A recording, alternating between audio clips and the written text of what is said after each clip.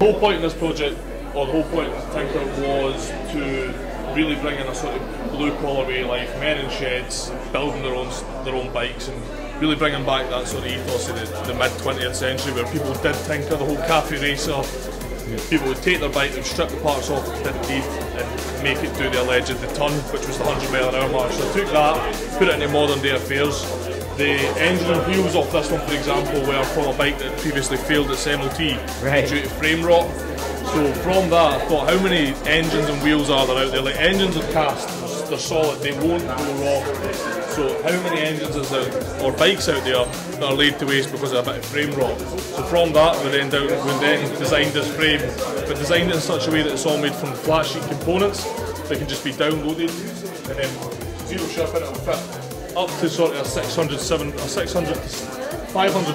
cc 2-pot to triple pot engine, and then from there you can just adapt these two molds, these two mounts here. So this mount and the main frame stay the same. From there everything's customisable.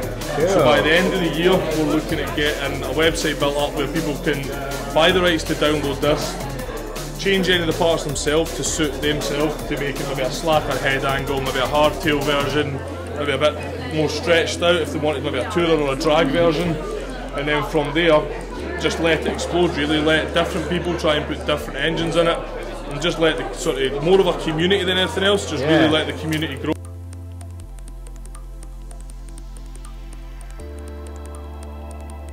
I'm Carla Colwell.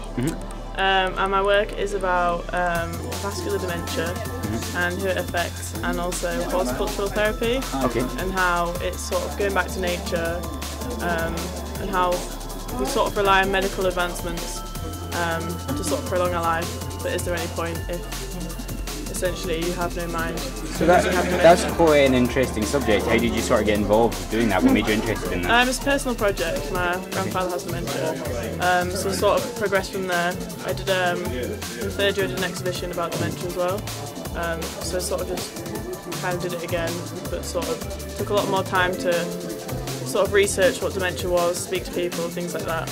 So you're really happy with the results? I mean, yeah, I'm quite happy. Yeah. I like the way it looks on the wall. A lot of work and time's gone into it. I also shot on film, so sort of a challenge for me as well. Yeah, I'm pretty happy with it.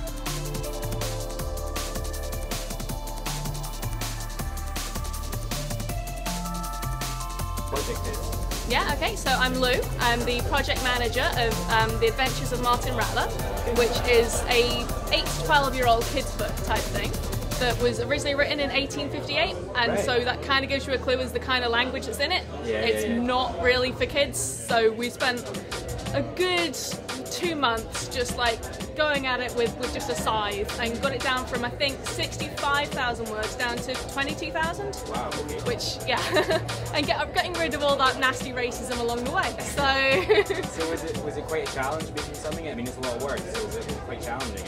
There are some bits that lended themselves, so we obviously don't need this. You know, we don't need to hear this 4-page passage about how lovely the jungle is because God made it that way. You know, we already know. And we don't need, I think there was a 2-page description of what an anteater looks like. Kids know what an anteater looks like these days, you know, so some bits were easy. Other bits, there were times when we had to go right down to the sentence level and, you know, cut a word in half here just to get it down to something that we could fit in a pocket-sized book, really. Smoke what's lit by day and appreciate it.